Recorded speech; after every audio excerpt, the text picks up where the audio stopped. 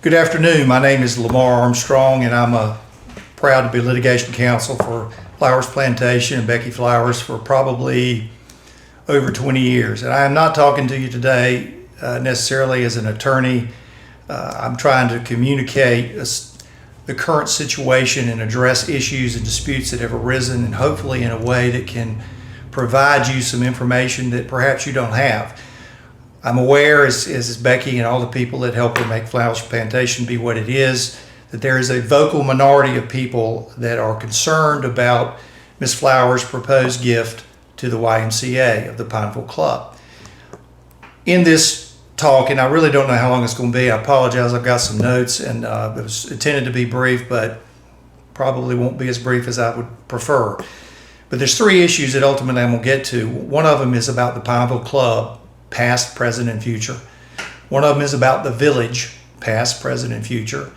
And the third is about pools in Flowers Plantation, past, present, and future. So this is a video to offer our, and I say our is my client, Flowers Plantation, Becky Flowers, all of those associated with her, perspective of the situation. And there's other materials that have been posted on the website. There's email blasts that have been sent out. I'm sure there'll be more of that. There may even be more informational videos as this goes along. There have been links to websites about the YMCA to give you more information about what they do and how they do it. But this video is intended to talk about these issues. Before I go into these issues, though, there's really need to sort of reflect, since the past, present, and future. Past is what? In my time working with Becky and some of the legal issues that I've been able to help her with, it's interesting because I kind of developed my own view of Flowers Plantation. I really wasn't aware when it was first started, but you know how beautiful it is. You live there. You see it. You see the result of whatever's happened. So when we go back to the beginning in 1997, when Becky Flowers had the foresight to create what's called a planned unit development. That's what a PUD, a planned unit development, is. So she takes these 3,000 acres that she has of undeveloped land, pretty land, but undeveloped. So how does she, with her education and work history as a school teacher, then do what she's done? Well, I will offer my view of that. First of all, she's got a rare commitment to quality.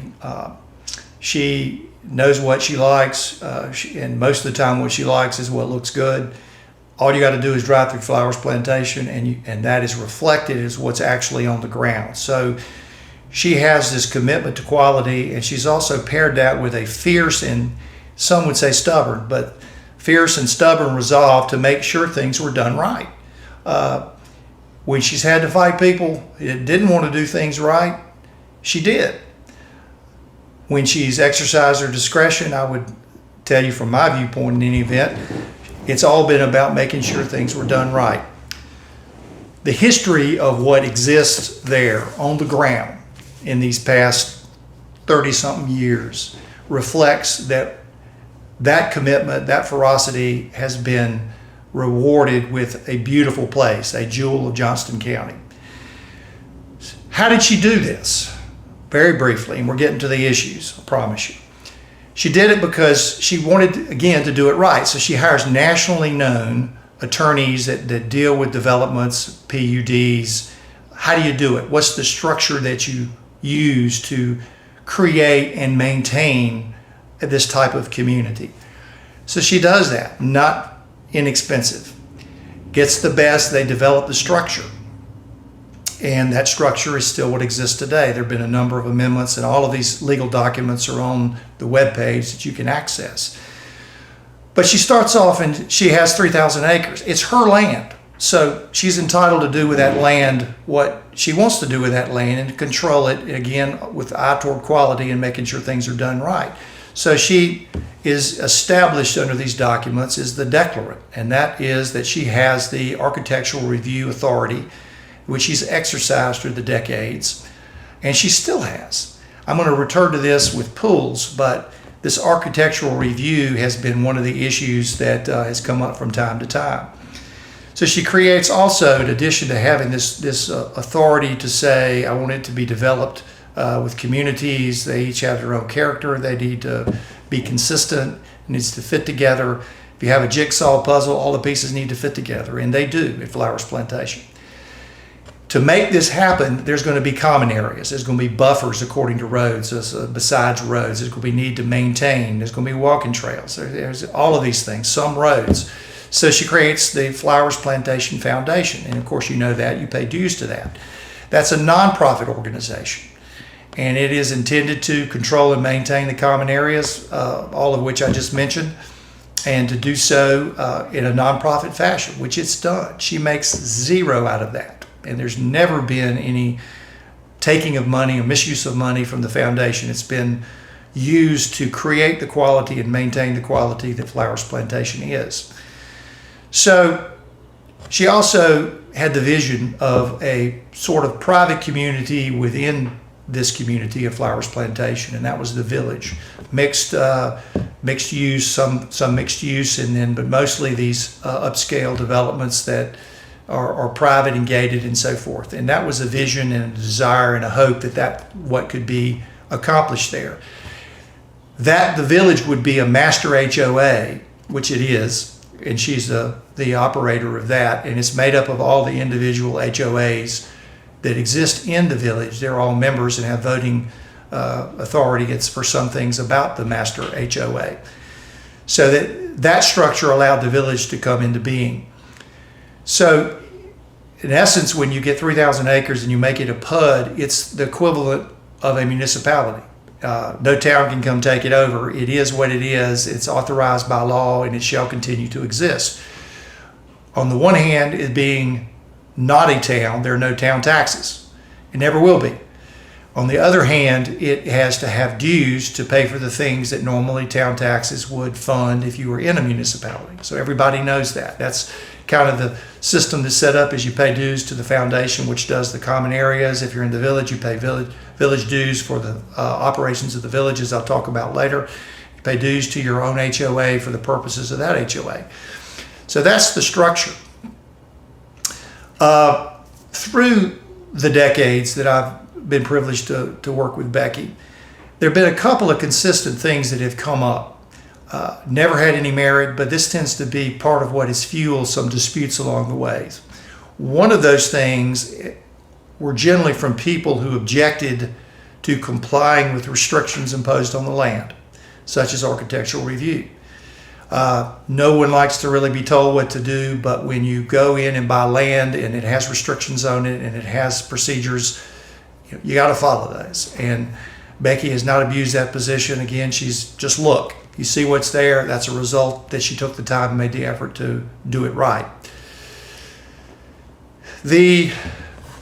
When you look at Flowers Plantation and the quality that has driven her use of these powers, I think this suspicion or this accusation that somehow she's exercised powers that have made people angry, I just give you that in the context because it's hard to argue with what's there.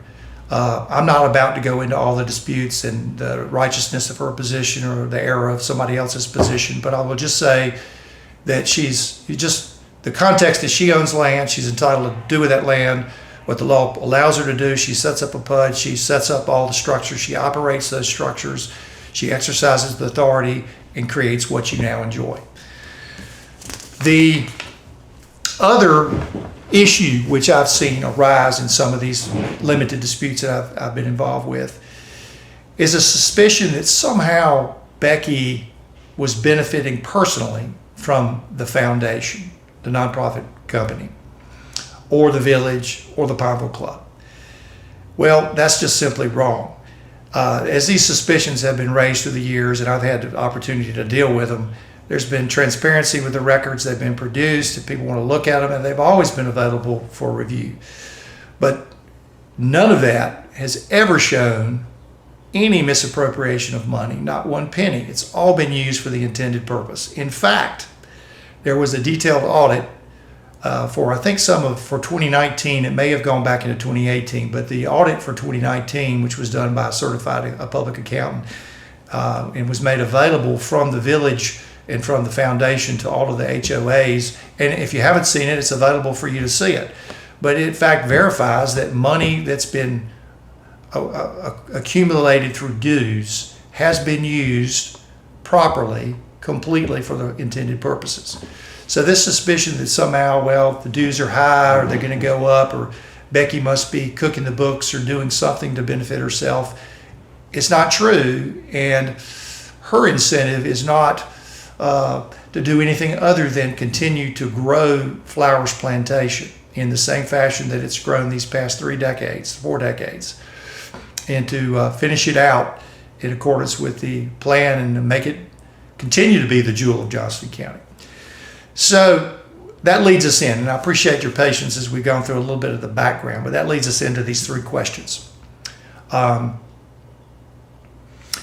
And I hope that adds a little context, because the context is to try to evaluate what are Becky Flowers' motivations. I mean, everybody has suspicions, and everybody's entitled to their suspicions, and like I said, everybody's entitled to opinions, but not everybody's entitled to their own facts. Facts are what they are and what they've been established, and those exist that show exactly what I've just said. So when we get into the current situation with the YMCA, the first place we must start is with the Pineville Club, because that is the entity that she wants to give to the YMCA, as you know. So how does all what I've just told you relate to that? Well, the initial vision and hope for the Pineville Club was that it could be supported by the village residents. There's no legal document that guarantees it'll be a private club and will only have village residents and all that stuff, but that was the vision. That was the vision before the Pineville Club was built. And when the Pineville Club was built in 2007, 2008, Becky used her own money, both from loans from the bank as well as otherwise, to fund it. And so she builds the club in her LLC, wholly owned by her, Riverdale Investments LLC, in 2007, 2008. It opened in 2008 in the midst of the then recession. I was going to say last recession, but obviously we know we're in another one. But that was the recession at that time, so not exactly good timing for the opening of a club and asking people to pay for memberships. What was immediately clear is that the village residents could not float that boat. There was not enough membership in the village to even come close to paying the operating expense of the club. So from the very beginning, and this is something that somehow I think is lost in some of the discussion that's going on, from the very beginning, it was not a captive private club of the village. It was very important for the village residents to be members of the club, and that effort was made in part by saying that no pools in the village, and I'll talk about that later. But it just wasn't sufficient, so from the very beginning there was outside membership that was allowed, both inside Flowers Plantation, outside the village, but inside Flowers Plantation, also outside of Flowers Plantation. And that remains the case today. So at that time, the village covenants required that residents of the village be members, which was necessary to even start the club. They needed to have a captive audience, and they did. And of course, everybody who did that knew that was the case, knew they had the club, and the club was very close to them. So it was a natural symbiotic relationship. However, that's not the whole story. The whole story also continues with Flowers Parkway. That was initially conceived of as perhaps a private road inside the village. It did not operate that way, and has not operated that way since 2009. There were gates that controlled access from after 9 p.m. until 5 a.m., but 5 a.m. to 9 p.m. They were open, and all of the members of the club, be they village, other Flowers Plantation, or outside Flowers Plantation, used it. So that has been going on for 11 years or more. And that is the case going forward. I'll talk about the village and the roads in a minute. But in terms of the club, the operation of the club, the point is that it's always been what it is right now, in a mixture of membership interest in the club. The operation of the club has been exceedingly difficult. My view of that, in seeing the things that have arisen, is because there is a demand, as it should be, for a community of high quality, not all out throughout Flowers Plantation, but certainly the village, is there is a high expectation of the amenities and services that will be provided. It's it's been difficult to meet those needs, but what's been impossible is to meet those needs at the level of dues people are willing to pay. So I don't think most people know the history of the finances of the club, even though they've been looked at in various ways through the years. And again, back to contrary of people believing that Becky took money from it, it's the opposite. She's put money into it. And I want to talk about that. But it's been difficult because of this demand for high quality and services, and then what does it cost to do that? And the membership has never been sufficient to float that boat. Now, let me share with you some facts. These are general facts. They're all can be proved. They have been proved. They've been in financials and so forth. But these are some facts when you start thinking about the Pineville Club that you should consider, particularly in its situation right now. Currently, there are about 985 members. That has fluctuated. At one point, there were more than 1,200 members, I think. And then when the club did not require village residents to be members a couple of years ago, some dropped out. So there's been an ebb and flow, but currently there's right at 1,000. The current club dues are $112 a month. The capital cost for construction of the club and all the additions and improvements, and I'm not going to go through all those, there's been a parking lot, there's been this added and that added, but to build it, I'm not talking about the land, I'm just talking about to build it, to improve it, and to fix it. Capital cost through the years, through the present, is about $6.5 million. Becky has loaned or paid into the club an additional $3.22 million. About $2 million of that has been funds used to pay down the debt from $6.5 million to $4.6 million. The other funds have been to make up operational deficits for the club, the difference between dues, which are the gross revenues, and the operational expenses. The value of the land is about 7 acres, is estimated, on which the club is built, it's estimated to be worth about $1 million. The total amount of money Becky has invested in the club and not been repaid for is about $9 million. That's 4.6 current loan, 3.22 infusions of additional money, land value of $1 million. It's a little under $9 million. The club has not paid her back this money. In fact, it's not paid any of this money back to her. She has not done what most businesses would do, which is to have the debt for the facility that's being operated and amortized over a reasonable 15 years, 20 years at a reasonable interest rate, and then have a monthly cost. So whatever operation is taking place, it needs to not only float the boat for the variable expenses such as employees and utilities and taxes, etc., but also to pay back the capital cost of the facilities. That's never been done. She has not taken out of the gross revenues repayment of her loans. So most businesses would do that. She hasn't done it. She hasn't done it because the revenues and the dues simply have never been sufficient to pay even the operating expenses. So if you can't pay for operating it, you certainly can't pay capital costs. So she hasn't demanded that. So how is it, given those facts, and I suspect you didn't know those facts, but given those facts, having invested $9 million in the club, why would Becky give it to the YMCA without receiving any money to compensate her for the $9 million debt she's owed? Why would she ever allow her investment in the club to escalate to this point without any payments at all to reduce that debt? Why?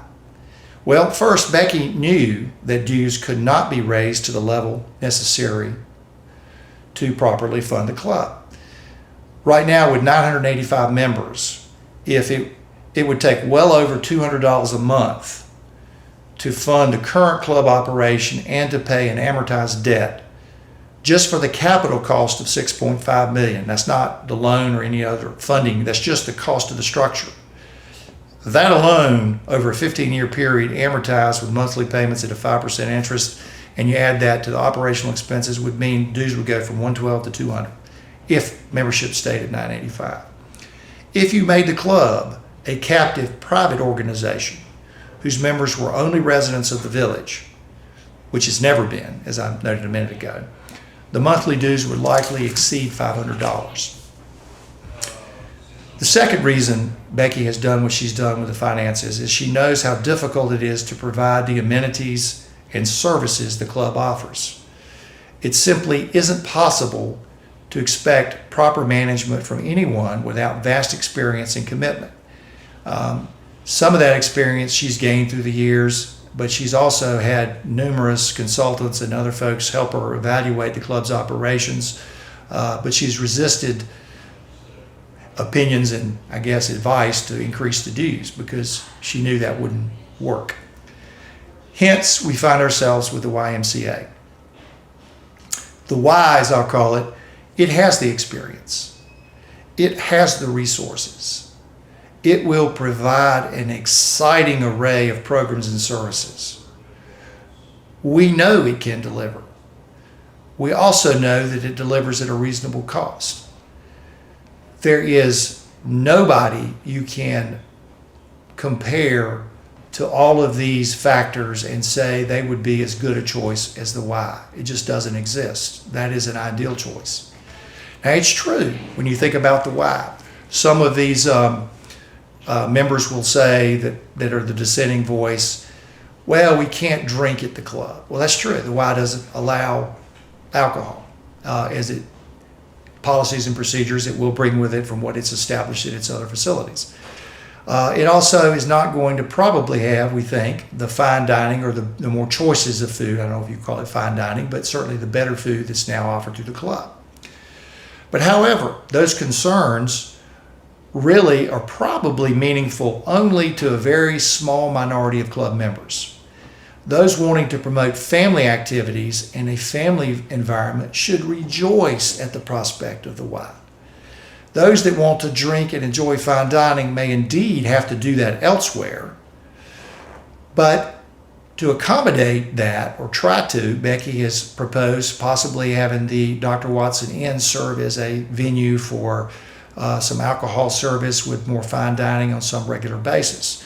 And that would look to be a good option if the Y is not going to be able to fill that boat. Please ask yourself as you are deliberating where you're going to cast your vote or your support, yay or nay, for the Y, is what in the world is nefarious about Becky giving away the club, writing off a $9 million debt in order to secure a stable, competent, reputable, and financially solvent YMCA, which will deliver more services that really matter to most club members at a reasonable cost. It's very difficult to see how that prospect is a bad thing. Well, we don't know the answer to that, but our information is that a vocal minority wants to generate opposition to the Y gift. The first question you should ask before joining this effort is what happens if they indeed blow up the Y deal? What happens then? It's possible there will be no club. Becky is under no legal obligation to continue to pour money into the club to maintain any specific level of amenities. Surely it would be a negative situation to close it. It would hurt everybody, including her. She doesn't want that. You shouldn't want that. But that is door B or door C if door A we don't go through.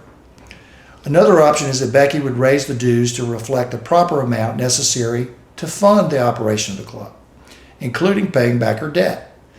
She doesn't want to do this either because she knows that club memberships, even in this club, upscale club, is price sensitive. You go up, your membership's going to go down. Nobody has to be a member of the club anymore. And what happens then? It causes a downward spiral.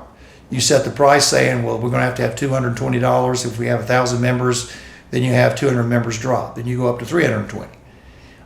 So there is that relationship between price and membership, and what you may end up with is that vocal minority who may have money and want things their own way, but then they would be paying a rate they won't want to pay. So the vocal minority will say, sell us the club. Well, what's wrong with that? If Becky's primary motivation was the finances, she wouldn't just give this to the Y. She may say, okay, vocal minority, pay me $9 million. They say yes. What's going to happen then? Well, she knows the club can't survive because the due structure would have to completely be altered. And then you've got management by a few individuals whose confidence in their abilities, shall we say, exceeds their abilities. Thinking you can do something that you've never done before and set up a board where we're going to manage ourselves, we're going to run this club,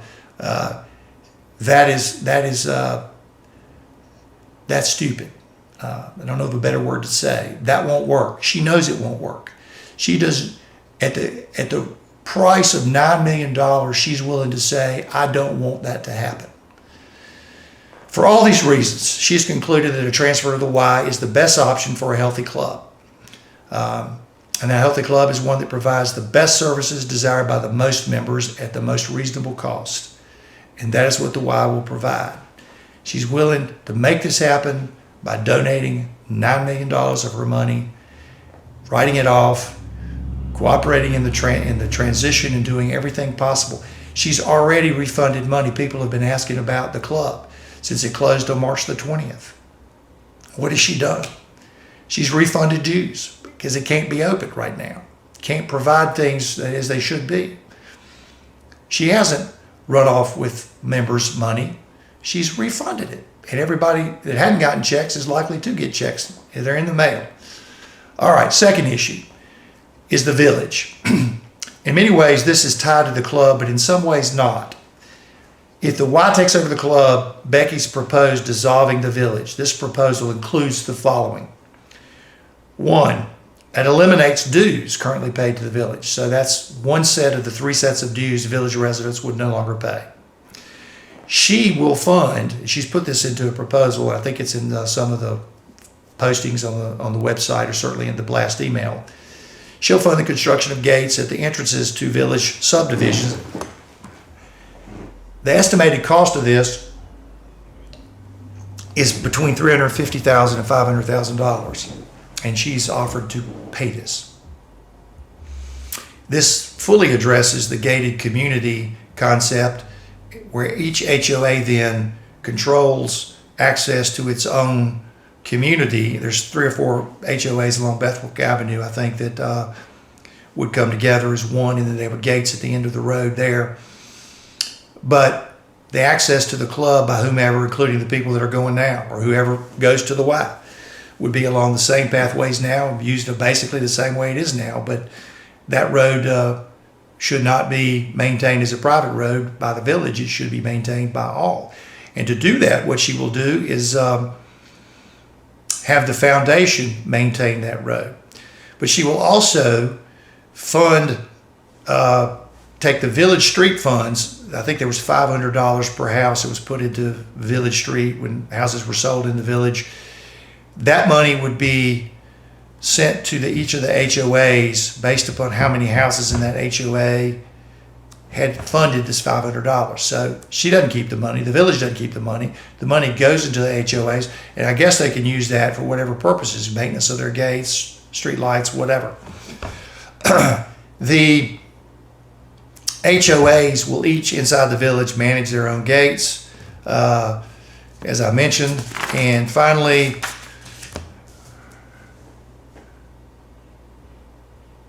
the foundation, through its own due structure, will take over the maintenance of the Village Parkway and other streets that are similar in use to how the Parkway is used now. Okay, this proposal, why does it make sense?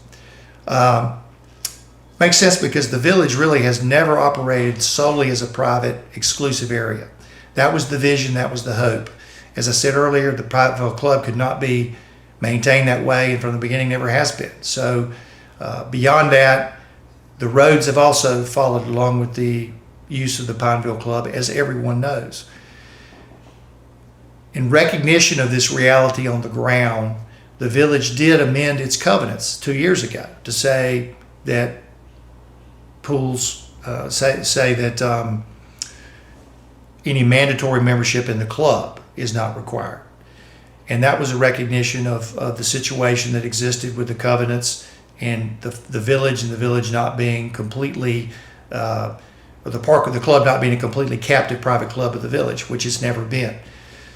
So there's plenty of reasons to recognize the reality on the ground and say the utility of the village is over. Take the money it's obtained, distribute it properly to all of the HOAs in the village, have the proper streets maintained by the foundation, have the HOAs maintain their own gates that she installs at no cost to the various HOAs. If some say no, don't dissolve the village, ask them why. Or ask them why not dissolve the village. Providing gates and paying for the maintenance of the parkway and other access roads through the foundation, it appropriately spreads that cost to all and removes it from the village residents only. That's appropriate at this point. Dissolution of the village requires a vote of 80% of the member HOAs. These HOAs want to have their own members' residents continue to pay village dues and therefore vote no. That's fine. Becky and Flowers Plantation can continue on with the village as a master HOA, continue to charge dues, can deal with the situation. So this isn't something that she or any of these entities have to have. It's just, again, her recognition that this is the reasonable thing to do at this time. We're waiting to hear reasons why it isn't. So we're glad to engage in any discussion we need to try to understand the contrary position. But that's the position that we think should be done about the village. And again, it somewhat overlaps with the Pineville Club, but not completely. The final and third issue is pools. As declarant, Becky has always had architectural approval over all structures, including pools. That's been true throughout Flowers Plantation. That's in the original covenants and declarations in 1997 and has never been released. She always has that. She can delegate it as she has to HOAs or to other situations, and she's done some of that, but she retains ultimate control over architectural approval. That's one reason I went through that earlier, is to say she's exercised that. Sometimes people have not liked it, but it has resulted in the quality that everybody enjoys. So it remains true. It will remain true going forward under any scenario, under all of these issues, that she will have that architectural review. Outside the village, pools have not generally been denied. They've been allowed if they meet standards. Standards for construction, again, quality, for effect on neighbors, fencing, consistent with the community, etc. It's an architectural review. There's a request, an application, it's submitted, it's reviewed. And where they fit and where all those boxes are checked, she said yes, outside the village. Pools have been allowed. On the contrary, inside the village, they have generally not been allowed. And that is because when the village started and you had the Pineville Club and you had this situation where there was the need for the captive audience, it was good for that audience to have the club. It couldn't be built without that relationship in what they thought would be sufficient to float the boat, but it wasn't. So from the beginning there was this, we need to not have pools in the village because we need to support the club and there needs to be mandatory membership. That has changed through the years. The mandatory membership no longer exists, but the reason for the pool still does. Now, I'm going to talk briefly about that, but there is the potential of a legally recognized exception to no pools in the village. I'm not going to get into all legalities of that. So far, no one has met, in our judgment, those standards. And so at this point, Becky will still say no pools in the village unless the appropriate legal standards exist and somebody meets those standards and an exception needs to be made to the no pools. I won't get into that in more detail, but that is the current situation. So it's true that as of now, the no pools in the village remains the policy. She'll look at architectural review type of submissions and whether they contain the necessary ingredients and elements and proof to prove that a pool should be allowed for that homeowner is a matter that Becky, in her discretion, and any of her designees will look at. Now, could this change if the Y assumes ownership in the operation of the club, or the village is dissolved? Yes, it could. Probably would. We can't say right now, and we can't guarantee anything, but what we do know, if the Y deal is blown up and the village isn't dissolved, the current position of no pools in the village will likely continue. That is a matter that Becky and her advisors look at and will continue to look at and try to do the right thing as best we can discern under the law and the facts. But as of right now, if you blow up the village, you blow up the gift and you blow up the village dissolution, nothing's changed. Everything's the same, and we'll deal with it as we must. But I would say under those circumstances that it's likely to continue with the policy of no pools in the village. In summary, I'm getting at the end. I appreciate your patience. The jewel of Johnston County, Flowers Plantation, it exists because of Becky's commitment to quality and to the mutual benefit of all. It is with that same motivation that Becky has been willing to give the club to the Y, to write off her $9 million debt, to dissolve the village to reflect the reality on the ground, and allow HOAs to manage their own gates, controlling access from the main arteries serving them and the club, and adjust policies about pools as may be appropriate considering the status of the club in the Y. Thank you for looking at this entire video. I hope it's been helpful. Again, we'll try to supplement with additional information and answer questions and concerns. And we wish you many good days of enjoyment in the Flowers Plantation PUD.